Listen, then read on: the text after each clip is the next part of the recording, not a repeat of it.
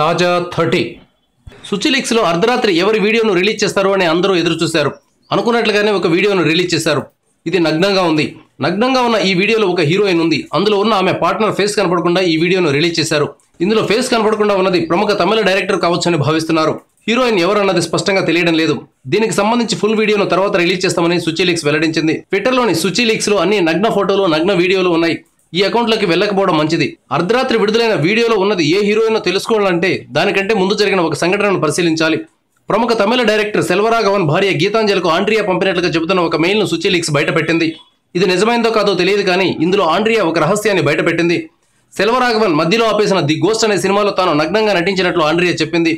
Ghost cinema షూటింగ్ను తిరిగి ప్రారంభిస్తే నటించడానికి తాను సిద్ధమని కూడా ఆండ్రియా ఈమెయిల్లో వెల్లడించింది. Thank you viewers. ఈ వీడియో మీకు నచ్చితే లైక్ బటన్ టచ్ చేయండి. తాజా 30 ఛానల్కు సబ్స్క్రైబ్ చేయండి.